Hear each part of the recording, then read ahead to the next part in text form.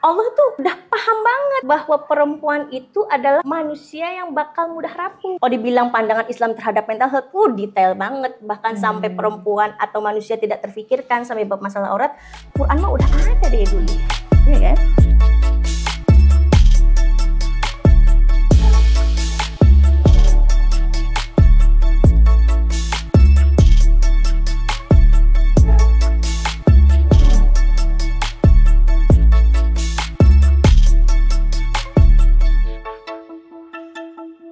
Bismillahirrahmanirrahim. Assalamualaikum warahmatullahi wabarakatuh. Selamat datang di podcast hari ini. Senang sekali saya bisa menemani kalian semua dalam acara yang sangat insya Allah bermanfaat ini. Amin. Nah, pada kesempatan ini, apa sih yang akan kita bahas pada podcast kali ini? Hari ini kita akan membahas terkait mental health pada remaja, tentunya dalam pandangan Islam dan pandangan dunia kedokteran. Nah, bersama saya sudah hadir narasumber yang sangat luar biasa, yaitu Dr. Sofa Nabila Bilqis. Oke, selamat datang dok. Selamat datang. Ya. Bagaimana kabarnya dok? Alhamdulillah. Baik. Luar biasa. Sehat ya, dok, selalu. Ya? Harus sehat segala-galanya. Ya. Alhamdulillah ya, alhamdulillah mudah-mudahan kita semua dalam keadaan sehat walafiat. Amin, ya. amin. Nah baik, sebelum kita memulai diskusi pada kesempatan kali ini, saya akan memberikan pengantar sedikit terlebih dahulu. Berbicara terkait mental health tentu ini ini sangat penting sekali dan berdasarkan survei kesehatan Indonesia pada tahun 2023 mengatakan bahwa 61% dok. Ya, 61% anak muda mengalami depresi. Ya, kalau misalkan kita bisa lihat angka 61% itu sangat tinggi sekali gitu ya. Udah lebih dari 50%. Ya. Nah, tentunya pandangan kedokteran dan pandangan Islam tentu akan memiliki cara yang unik untuk memahami ini semua gitu ya. Nah, untuk lebih jelasnya ya tentang apa itu mental health dan bagaimana pengaruhnya terhadap remaja, kita akan diskusi langsung dengan Dr. Bilqis. Oke. Kita sharing aja ya. Ya, kita sharing ya dok ya. Di sini juga tidak bermaksud untuk menggurui kan. Yang penting kita saling sharing, TTS juga bisa saling sampaikan. Barangkali punya pengalaman masing-masing kan kita bisa sharing aja. Insyaallah. Nah, baik dok, seperti yang tadi saya sampaikan ya dok ya, bahwa ternyata 61% anak muda itu mengalami depresi. Nah, bahkan saya mendapatkan informasi bahwa ternyata wanita itu dok lebih rentan gitu ya, lebih tinggi resikonya terkena depresi dan kecemasan dibandingkan dengan laki-laki. Betul. Nah, untuk pertama kalinya dokter bisa menjelaskan kepada para pendengar gitu ya, sebenarnya mental health itu apa sih dan kenapa wanita itu memiliki resiko yang lebih tinggi dibandingkan dengan laki-laki? Oke, siap. Izin sampaikan ya. Yang namanya mental health itu kan berarti kesiapan atau kesehatan hati, bukan hanya hati, tapi harus sinkron dengan jasmani kita juga. Jadi kalau hatinya baik tapi pengaplikasiannya tidak baik, percuma. Gitu kan, itu berarti bukan mental health namanya. Mental health-nya belum secara keseluruhan gitu kan. Nah, yang perlu ketahui bahwa di kedokteran itu mental health tuh ada dua jalur. Ada memang orang sakit mental health itu memang sudah genetiknya, berarti udah genetiknya dari atau gitu ya? turunannya gitu kan ya. Dan itu kalau bahasa kedokterannya memang sudah kocokan takdir Allah, ngasihnya memang sakit gitu kan ya. Memang ada salah satu sarafnya yang mungkin sudah ada kelainan sebelumnya gitu kan. Dan yang satunya lagi itu memang karena proses perjalanan hidup manusia. Mungkin karena anaknya itu ada trauma masa lalu gitu kan ya. Ada trauma masa waktu kanak-kanak tidak tidak sejahtera dengan orang tuanya, keluarganya gitu kan. Komunikasinya tidak terjalin sehingga muncul adanya mental health itu, depresi. Nah, yang kita bahas sekarang mungkin lebih ke yang mental health secara kewanitaannya ya. Nah, kalau wanita itu kan secara lumrahnya punya secara biologis ada perbedaan terhadap laki-laki. Gitu kan ya. Yang namanya perempuan itu ada yang namanya hormon estrogen, progesteron, yang laki-laki nggak punya hal itu gitu. Dan qadarullahnya ketika ada hormon tersebut, itu yang akhirnya membedakan rasa itu lebih muncul di perempuan, ya kan? Jadi Ketimbang perasa apa-apa laki-laki. mudah menangis gitu ya. Betul, mudah menangis. Terus juga kita kalau sering lihat tausiah dari dokter Aisyah ya, sering lihat kan ya. Kalau yang namanya perempuan itu kalau tidak mau depresi, itu harus ngomong itu sehari minimal 20.000 kata. Wah, 20.000 kata ya, sehari itu harus 20.000 kata. Iya. Kalau belum 20.000 kata akan rentan terkena depresi. Makanya perempuan itu banyak banget faktor yang akan menyebabkan depresinya. Nah ini makanya perlu adanya cara yang tepat agar kita itu tidak mudah terkena depresi tadi. Ya supaya mental health-nya bagus. Nah tadi kan dokter sudah menjelaskan ya terkait memang sih wanita itu punya ciri khasnya sendiri gitu ya. Makanya lebih rentan gitu ya. Nah lalu dok, kalau misalkan kita berbicara terkait dari pandangan kedokteran sendiri gitu ya dok ya, sebenarnya apa sih yang mempengaruhi faktor utama gitu ya yang seseorang itu mengalami kesehatan mental gitu ya?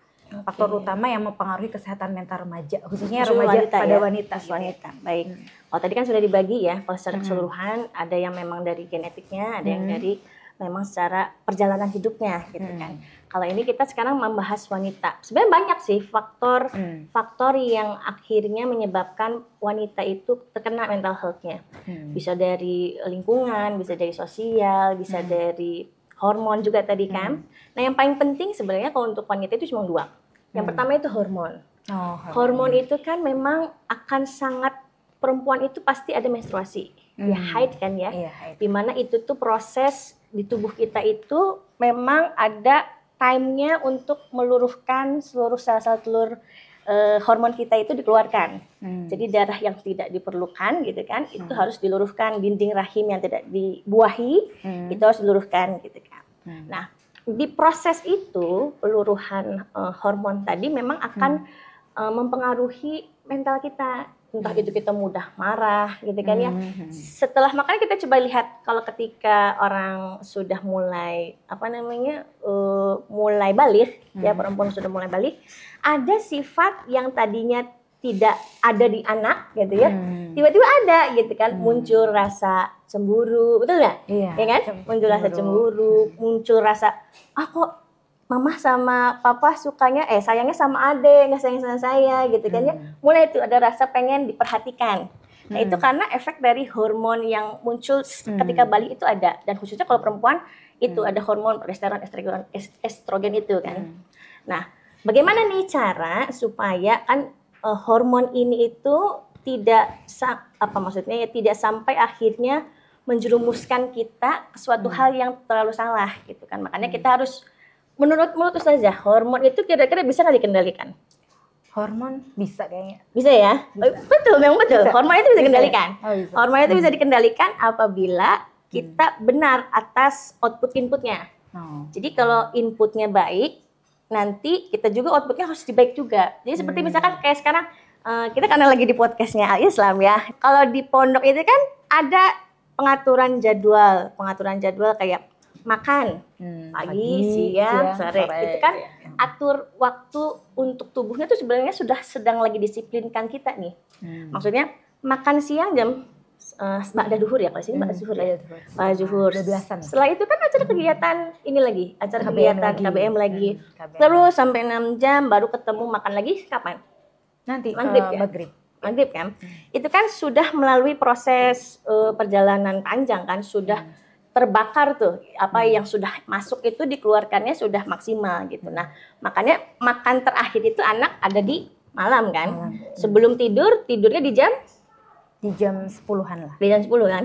Jadi jarak dari maghrib menuju ke jam 10 itu ada proses sekitar kurang lebih 2 jam kan. Nah dari proses kurang lebih 2 jam itu udah termasuk salah satu timeline yang tepat untuk mengatur hormon kita lebih baik. Jadi jangan sampai kita makan tuh udah terbiasa makan sebelum tidur gitu kan. Habis makan 30 menit setelah udah langsung ngantuk tidur gitu kan. Itu tuh belum terbakar dengan baik gitu makanan yang ada di tubuh kita tuh, sehingga banyak yang akhirnya setelah makan tidur itu tidak baik buat kesehatan gitu kan. Makanya yang sebenarnya bagus gitu ketika ada pengaturan entah di pondok, entah di rumah kita sendiri. Kalau penjadwalan makan itu sesuai dengan jamnya, memang itu yang dianjurkan oleh kedokteran dan Islam itu begitu. Makanya ada diajarkan puasa, ya kan? Sahur jam berapa gitu kan. Terus buka puasa itu maghrib. Itu memang salah satu bentuk bahwa memang hormon itu perlu dijaga dari hal segi input dan output. Kedua, selain faktor hormon itu yang paling penting itu lingkungan saja. Lingkungan. Berarti Lingkungan faktor itu eksternalnya ya, Dok, betul, lingkungan itu paling penting karena yang pasti kita ketahui juga ya, yang namanya lingkungan sekarang yang paling berpengaruh apa? Sosial media kan. Iya, sosial media. Gadget. Setiap orang itu punya hatinya justru ada di gadget kan. Ya, semua orang kalau nggak ada HP mana HP gitu kan ya. HP mana HP gitu, dan itu tuh setiap orang itu pasti begitu. Tidak menutup kemungkinan gitu kan ya. Tapi yang perlu kita perhatikan juga adalah kalau ada orang atau seorang anak kita terus tidak akrab dengan orang tuanya gitu. Itu kira-kira yang salah siapa? Kita atau orang tua? Ada nggak yang salah di situ? Ada. Siapa yang salah? Bisa jadi orang tuanya. Oh, tidak. Dua-duanya ya? Enggak. Dua-duanya, Dok, ya? Enggak. Oh, anaknya? Jadi kalau ketika ada hubungan di rumah itu antara orang tua dan anak tidak komunikasinya tidak dijalankan dengan baik, gitu ya. Boleh kita introspeksi terhadap lingkungan kita sendiri. Gimana? Bisa nggak kita lihat, kok ada ya orang yang setiap hari melulu lihatnya HP aja gitu kan?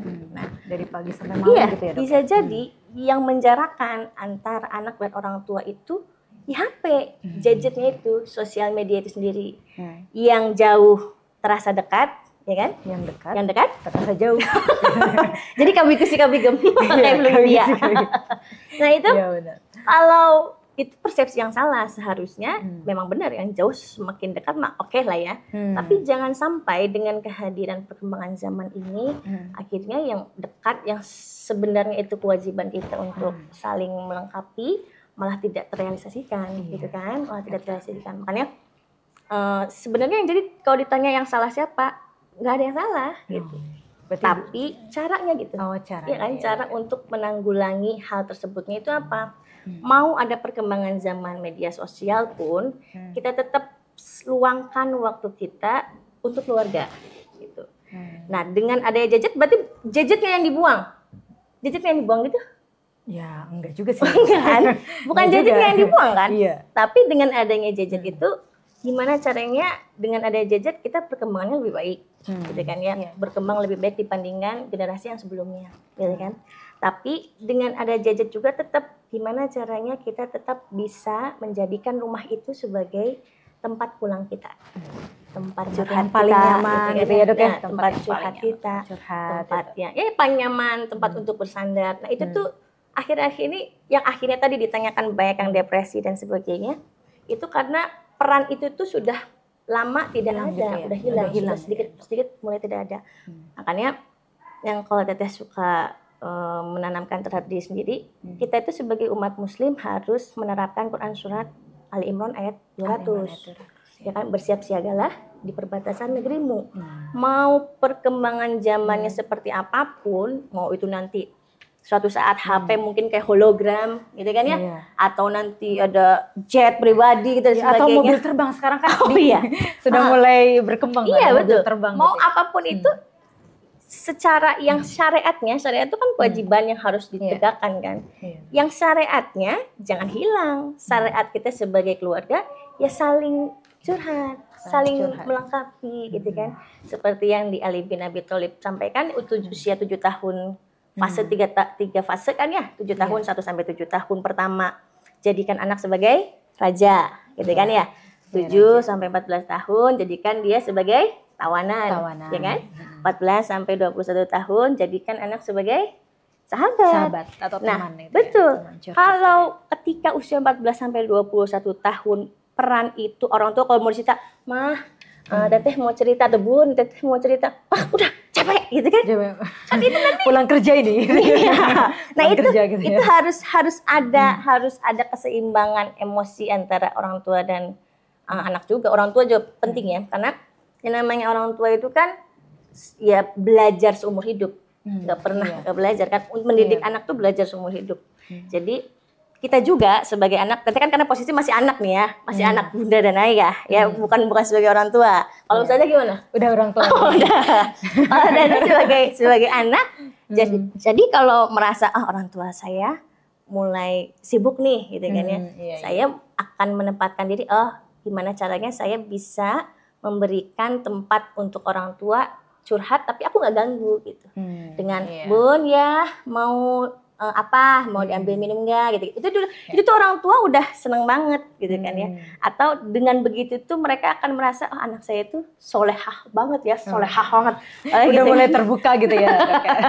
dan itu tuh penunjukan bahwa yang namanya setiap hari itu harus ada komunikasi antara orang tua dan anak gitu. Nah, apapun itu yang dibicarakan ya. Apapun itu sereceh asalnya ya, sereceh apapun itu apapun. Hanya cuma ngomong suka warna apa dan nggak suka warna apa gitu kan, itu nggak jadi masalah. Yang penting terjalin hubungan antara orang tua dan anak sehingga kemungkinan mental health itu rusak insya Allah tidak ada. Tadi kayak depresi dan sebagainya. Iya, berarti kan kita bisa menyimpulkan ya dok ya, bahwa faktor utama kesehatan mental itu kan ada 2 faktor ya. Faktor internal dan faktor eksternal. Berarti kalau faktor internal itu kan berkaitan dengan diri kita sendiri gitu ya. Bagaimana kita bisa kuat, bisa struggle dalam menghadapi kehidupan. Ya kalau kita bisa bilang sekarang itu kehidupan yang fana gitu ya. Kehidupan yang fana benar-benar sangat luar biasa gitu ya. Arus informasi yang begitu deras, apalagi arus medianya yang sulit sekali untuk dibendung gitu ya. Susah kan, kita nggak bisa mengontrol eksternal, tapi gimana caranya kita bisa menjaga diri supaya tidak terpaur dengan tidak terpengaruh gitu ya. Dan mungkin yang kedua tadi ya, yang kedua itu adalah faktor eksternal. Berarti faktor lingkungan itu sangat penting gitu ya, mempengaruhi kehidupan kita gitu ya. Kalau misalkan diberikan pertanyaan ini dok, sebenarnya faktor yang berpengaruh terhadap individu itu, perubahan individu itu lebih banyaknya dari faktor internal atau dari eksternal? Banyak ya. Kalau perjalanan itu sebenarnya paling banyak itu karena eksternal ya. Lingkungan itu akan membentuk karakter, ya kan. Karakter seseorang itu tidak bisa kita pungkiri, walaupun memang genetika bagus gitu ya. Genetika bagus, dia tuh dari turunan yang luar biasa lah ya. Tapi ditaruh di tempat yang tidak sesuai dengan kapasitas dia, dia nanti akan bertabrakan dengan jati dirinya gitu. Tapi kalau misalkan memang imannya bagus ya, imannya kuat dan sebagainya, itu akan bisa melawan eksternal tersebut. Faktor-faktor eksternal itu akan terhindari dengan sendirinya gitu. Makanya tadi perlunya ada perbatasan bersiap siaga di perbatasan negeri itu penting. Tahu nih kapan saya harus berbaur gitu kan. Kapan saya harus seperti ikan yang walaupun air lautnya asin, nggak ada ikan asin. Ikan asin dikasih garam. Dikasih garam ya biar asin gitu ya. Gitu. Oke, ya dok, seru sekali ya dok ya pembahasan kita kali ini. Nah selanjutnya bagaimana dari pandangan Islam sendiri tuh dok, berkaitan dengan pandangan Islam terhadap kesehatan mental itu sendiri. Oke, kalau yang namanya Islam itu kan indah, ya kan? Islam itu betul nggak kalau sangat menghormati seorang wanita? Iya, sangat menghormati. Makanya kan Allah itu mengajarkan hormati dulu ibu baru ayah. Betul. Ya. Yang intinya kalau teteh ambil kesimpulan, kenapa sih Allah itu malah menjadwalkan hambanya khususnya wanita ya? Ada waktu di mana kalau haid itu tidak boleh sholat. Kenapa? Selain memang itu najis. Mungkin hormonnya ya. Oke. Hormon benar. Iya hormon. Tapi kalau teteh mau, memang benar karena dari hormon itu yang akhirnya membuat sifat dari manusia itu atau wanita itu merasa mudah emosi, PMS dan sebagainya. Nah akhirnya Allah itu kalau misalkan mau diumpamakan nih ya, Allah tuh mengatakan, wahai hambaku, udahlah kamu mah nggak apa-apa, nggak usah sholat gitu kan. Udah wahai hambaku, udah kamu mah nggak apa-apa, nggak usah sholat. Kamu mah sakitnya kamu dalam haid ini, menstruasi ini, itu menjadi sebuah ibadah untuk wanita. Allah tuh gitu maksudnya. Kenapa? Karena Allah tahu Kalau perempuan lagi menstruasi itu ada yang sampai sakit, ya kan ya. Kalau peluruhan haid itu kan sakit ya, gitu kan. Ada yang sampai lemes dan sebagainya, marah-marah ke suaminya, ke bapaknya, ke adik-adiknya, gitu kan, ke anak-anak. Nah itu salah satu contoh kalau orang yang haid itu sampai Allah detail gitu loh, memikirkan mental perempuan tuh. Sakingnya tahu kalau sifatnya perempuan itu susah ditebak, bukan mudah ditebak, susah ditebak, gitu kan. Ya, jadi dijaga betul-betul sama Allah tuh sifatnya. Gitu. Di Islam tuh luar biasa banget, sedetail itu. Jadi nggak sholat tuh supaya suruh healing aja lah, healing perempuan mah healing aja gitu, gitu kan. Sampai itu baru yang masalah haid yang hitungannya hormon memang ya. Tapi ada lagi. Sedetail Islam itu mengajarkan perempuan khususnya yang masih remaja yang lagi pengen beger-begernya untuk bergaya, mengajarkan untuk dalam hal fashion. Ulunlah Quran surat Al-Ahzab ayat 59. Ya ayuhan nabi qul li azwajika wa banatika wa nisa'il mu'minina yudnina 'alaihinna min jalabibihinna al-ayah. Hai nabi, katakanlah pada istri-istrimu, anak wanita beriman, hendaklah ia mengulurkan jilbabnya ke seluruh tubuh mereka. Kenapa? Agar ia mudah dikenal, ya kan? Dan tidak diganggu, gitu kan? Allah tuh udah paham banget bahwa perempuan itu adalah manusia yang bakal mudah rapuh. Jadi Allah kasih ayat itu, gitu kan? Supaya perempuan itu dari sekarang, daripada nanti rusak, kamu tuh wahai wanita, sok tutup auratnya, gitu kan? Tutup auratnya supaya kamu tidak diganggu, mudah dikenal. Oh iya, kamu tuh wanita muslimah, gitu kan? Oh iya santriwati nih muslimah, nggak mungkin saya ganggu, gitu kan? Nggak mungkin saya ganggu. Udah, jadi orang untuk mau merusak dia tuh takut nggak? Takut, ya kan? Karena sudah terbentuk dulu, bahwa dia itu adalah seorang muslimah, nggak akan saya ganggu nih. Gitu. Nah itu sedetail itu Allah mengukur perempuan itu harus dijaga sampai ke titik aurat juga. Gitu. Nah itu kalau dibilang pandangan Islam terhadap mental health, detail banget. Bahkan sampai perempuan atau manusia tidak terfikirkan sampai bab masalah aurat, Quran mah udah ada dari dulu, ya kan? Gitu. Nah, terus Dok, pertanyaannya bagaimana kita untuk menjaga mental health itu bagaimana kita bisa menggabungkan nih Dok ya antara perspektif Islam dengan perspektif kedokteran. Tentunya kalau misalkan kita kalau kita berbicara perspektif kedokteran dan perspektif Islam itu nggak bisa dipisahkan sebenarnya Dok ya. Betul. Nah, bagaimana kita bisa menggabungkan dua perspektif itu untuk menjaga kesehatan mental kita gitu Dok. Oke. Yang namanya Islam dan juga mental health itu nggak bisa terpisahkan, benar-benar harus berjalan dengan selaras, seiringan gitu ya Dok ya. Yang penting agar combine ini baik, sebenarnya bangunlah generasi robani sukses, generasi sukses kan? Caranya gimana? Kuatul akidah, akidahnya baik. Kuatul fikri, pikirannya kuat, kuatul nafsi, nafsunya yang baik, dan kuatul jasad. Fisiknya yang baik. Yang paling penting dari 4 ini adalah bentuk kuatul akidahnya dengan cara konseling namanya. Konseling terpadu. Ya. Konseling terpadu itu gimana? Ada orang yang sukanya memang ikut kayak majelis taklim misalnya. Untuk mengetahui siraman rohani lah. Karena setiap manusia itu butuh siraman rohani, ya kan? Pondok alhamdulillah disediakan kan? Ya kan, setiap hari kayaknya setiap hari malah ya, setiap hari ya. Di masjid di kelas gitu kan, itu tuh udah ranah yang tepat yang sudah pondok berikan gitu kan. Konseling terpadu yang lainnya gimana Teh? Kalau misalkan aku kan orangnya introvert gitu ya, nggak mau ketemu orang itu banyak, menyendiri aja gitu ya. Menyendiri. Nah itu bisa dengan cara apa? Dengan cara ya udah pakai konseling dengan BK terdekat, ya kan? Di sini alhamdulillah BK di sini sudah terpadu dengan kesehatan dan juga keislamannya. Karena ada pembinaan BK juga, ada pembinaan kesehatan juga, gitu kan ya. Dan insya Allah kalau misalkan mau konseling dengan orang BK juga, insya Allah sudah memahamkan kepada anak kesehatan mental, tapi tidak keluar jalur dari koridor Islamnya. Insya Allah pasti, insya Allah. Masya Allah, luar biasa sekali Dok. Banyak sekali ilmu baru yang bisa saya dapatkan di sini, Ya. dan tentunya para pendengar juga mendapatkan manfaat yang sangat Amin, luar amin. biasa. Ya. Nah, sebelum kita karena waktu yang tak terasa gitu ya, Dok ya. Nah, sebelum mengakhiri diskusi kita pada kesempatan Oke. kali ini, ada nggak sih, Dok, tips dan triknya atau upaya praktis gitu ya yang bisa kita lakukan khususnya bagi orang yang sedang berjuang untuk mengobati mental health-nya gitu Oke. ya.